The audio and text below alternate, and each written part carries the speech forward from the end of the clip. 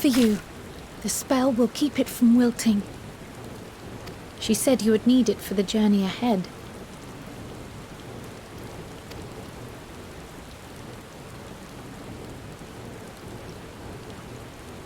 Will you speak with her now?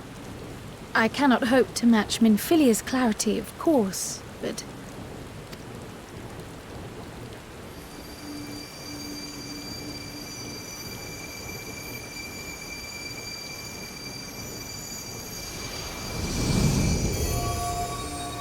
Thank you.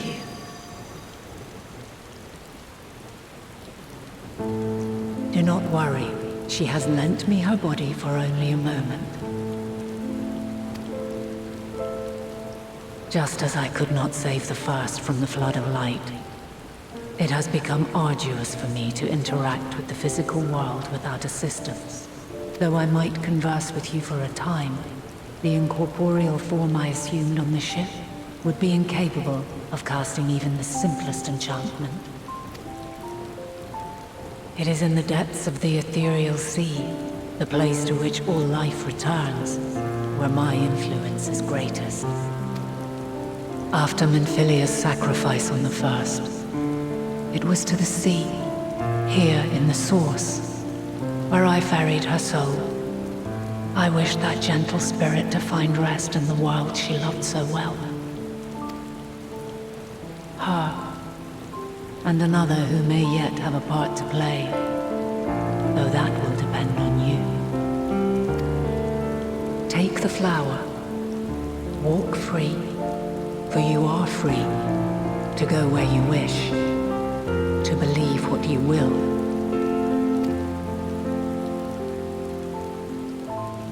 That bloom will be your guide, test and proof of your conviction. In darkness, seek joy. Surrender not to sadness, and see beyond despair. Walk free, and bear the light for others to follow. Together, raise it aloft and let it shine, till the end, blinding and radiant.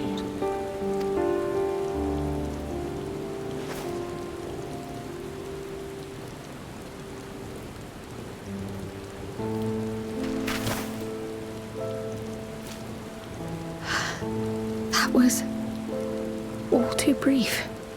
Already she seems so far away.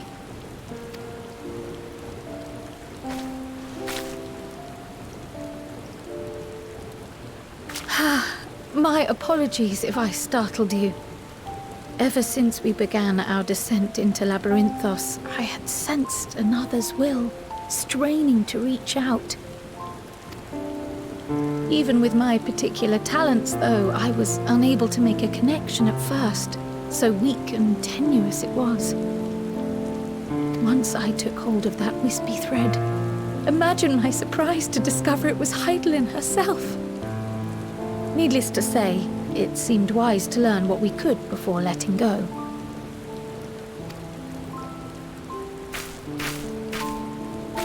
Her answers were more cryptic than I would have liked. But at least she left us with a guide of sorts, that unusual flower.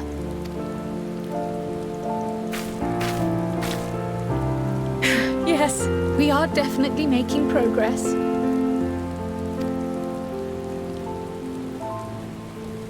You can't be serious! We've done nothing wrong!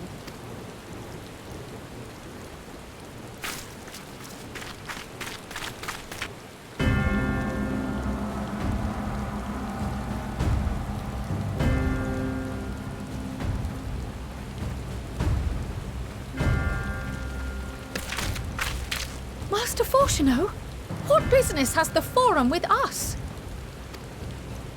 Obstruction and suppression, apparently. Mistress Baldessian, our records show you facilitated the Scions' entrance into Sharlayan by claiming them as assistants for your organization. We are aware of your investigations. After alerting the major institutions to the presence of potential troublemakers, we received word from an Archean custodian, a group operating under the auspices of the students, skulking about Labyrinthos and engaging in clandestine behavior. Clandestine? We may not have entered Sharlayan as scions, but we did naught to conceal our identities. Our only purpose in this city is to seek the truth. I can think of no reason why our actions should warrant the Forum's intervention. 'Tis not our way to discourage the pursuit of knowledge. But the timing of such pursuits must be considered, not to mention their potential impact. With the world in chaos, we, the true caretakers of wisdom, have committed ourselves to an undertaking that demands the utmost discretion. And we will not risk its success by turning a blind eye to disruptive foreign elements in our midst. What, then, is to be our fate? Will you put us on a ship back to Eorzea? The Forum will convene to examine your case. The results of said inquiry will determine your future in this city. As for your absent companion, he has already been detained.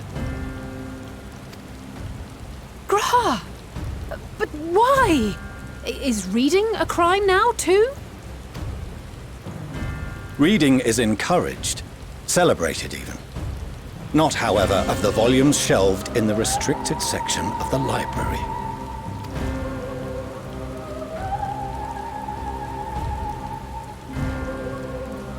Refusing to comply will only make matters worse.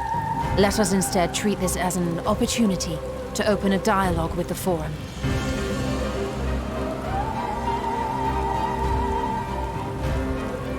Silence is often one's best defense. I would advise against prolonging the proceedings with frivolous discourse.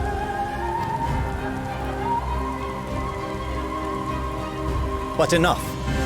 This is not the place for debate. The rostra await.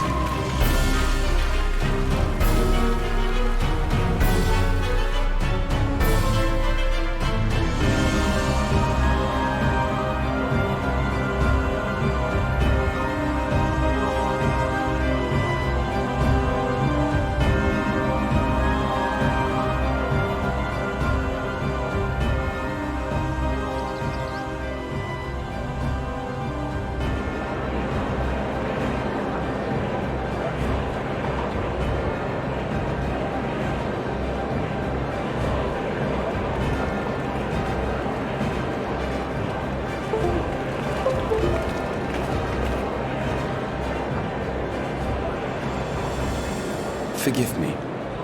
I was careless. We would have been detained regardless. This way, at least, we managed to stay together.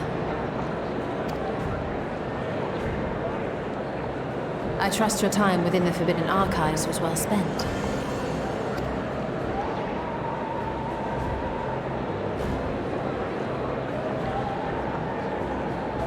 The Forum will come to order. This inquiry is now in session. As Speaker-elect, I will be presiding over the day's proceedings.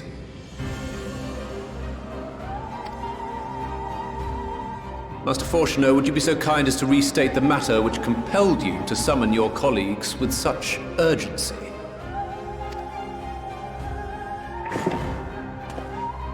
As you are all aware, we recently denied Eorzea's request for Sharlayan assistance. Since then, certain individuals dissatisfied with our decision have taken it upon themselves to interfere with our work.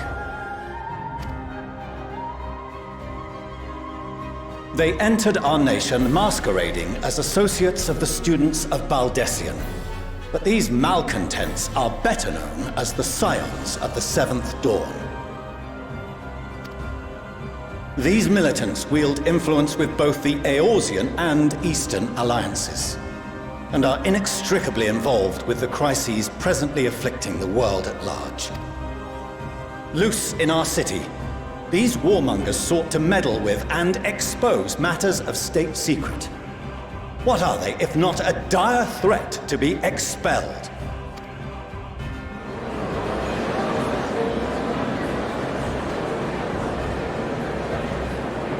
You have tarnished the good name of the students. Galuf would be ashamed.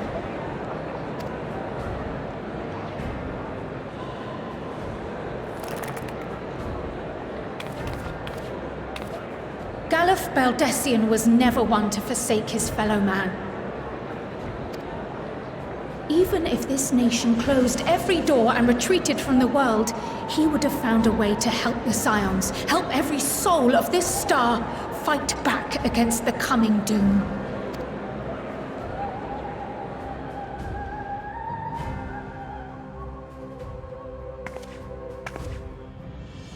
A terrible enemy stands poised to lay waste to all we hold dear.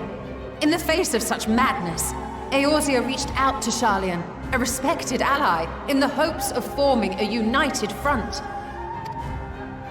Was your curt dismissal truly the best you could offer?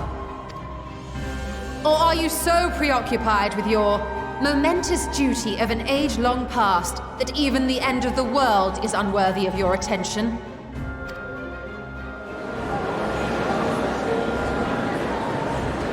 Whence came this revelation?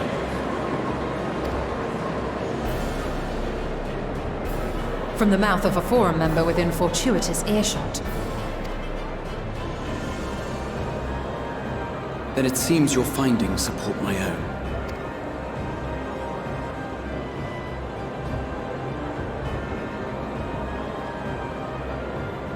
The reason I visited the restricted shelves was to study records of the Forum's policy-making process, to better understand the historical trends underlying their most major decisions.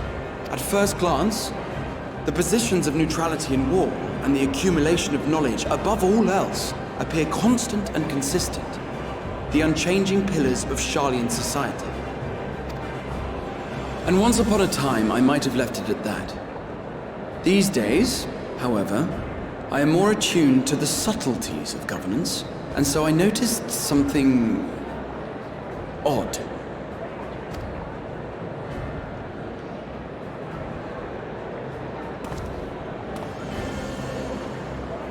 From a particular point in time, the purpose of these policies shifted. No longer was knowledge preserved for the benefit of society. Rather, society was to be gradually reshaped to ensure the preservation of knowledge.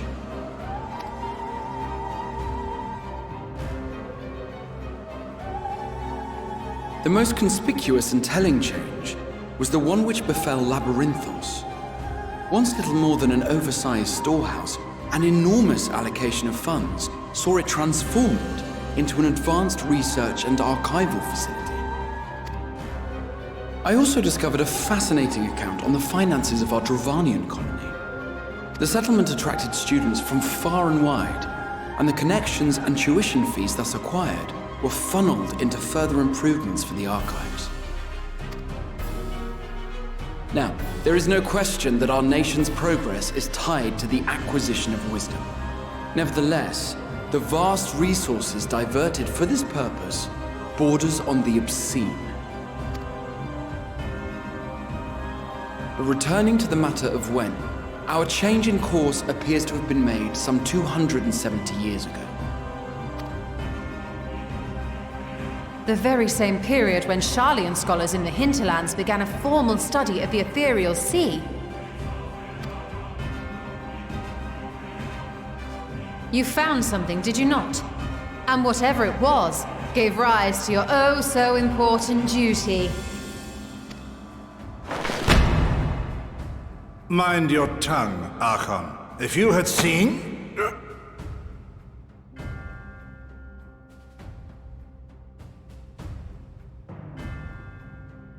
Yes, we are bound by a duty we cannot ignore.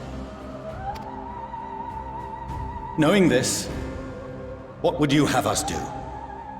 Abandon our vital work and join you on the field of battle? We will never choose the way of the sword. We will fulfill our mission, not through strife and bloodshed, but survival. Come what may, we shall live on. We must. Do as you must, then. But we Scions will fight until the heavens fall, until our last breath.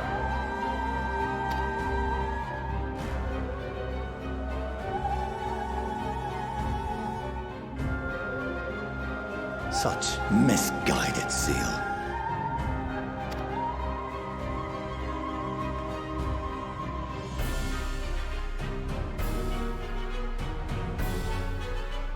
Father, Master Fortuno, I fail to understand the stance you have elected to take. But by the same token, I have yet to find a compelling argument to counter the challenge you put to us in Gridania. Still, in the midst of my uncertainty, I must trust in myself to do what is right, as others have chosen to trust in me.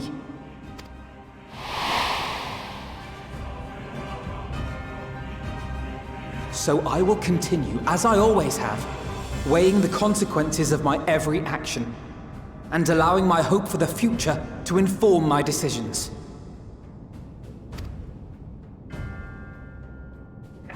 That's quite enough.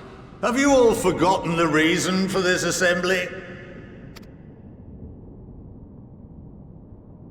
Skolok Monteshane. He's the head of the Studium and an old friend of my grandfather's. Honestly, every discussion devolves into some interminable debate. Terrible habit. Let's return to the topic at hand,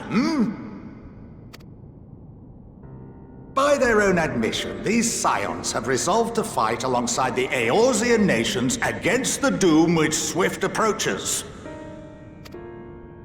But there exists no evidence of an attempt to incite our citizens to do the same. Furthermore, while our decision may well have been the correct one, we cannot simply bull our way through these disagreements without inviting doubts or objections. Put yourselves in their place. Who among you would leave a tome unopened if an elder forbid you read it with no reason given? Now, if we're to quell further discontent, then we must conclude this matter with a fair and even hand.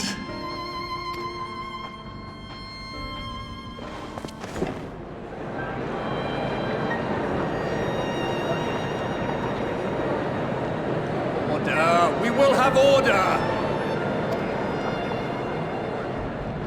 Master Monteshane raises some valid points. Keeping such concerns in mind, I propose we enforce the following measures.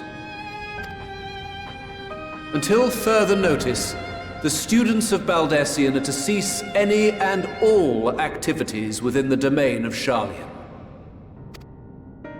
You will also refrain from any further investigation into the Forum's decisions and duties. Failure to comply with these restrictions will result in the immediate expulsion of your Scion associates. Let us put this judgment to a vote.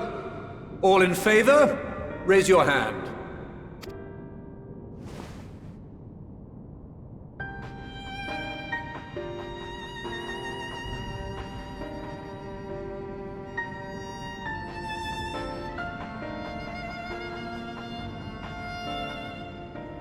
I count 51 for and 48 against. The proposal is passed. Students, Scions, you have heard the Forum's judgment. Pray abide by it, or face the consequences.